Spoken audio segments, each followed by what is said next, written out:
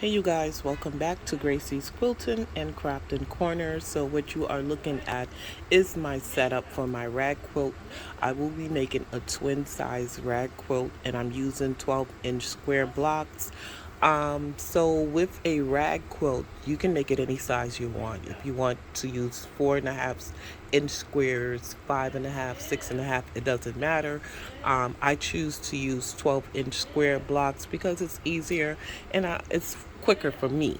So what I'm going to be doing is I'm going to be color blocking my rag quilts. I will be using a plaid and a print. I also will be using batting. Now for a rag quilt, you can use 2 layers of flannel.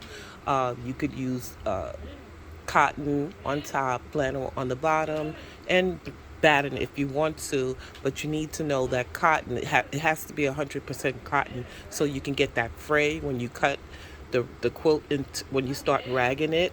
So, but I'm choosing to use batten. Now, my blocks are 12 and a half.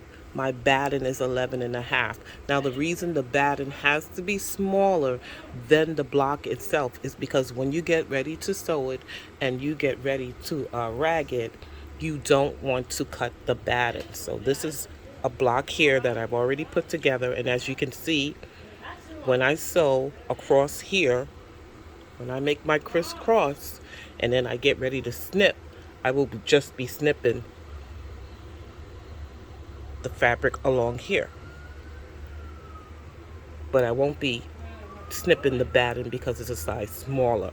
So you got to keep that in mind. If you're going to use batting, whatever size square you choose, the batten has to be a size smaller than the square itself.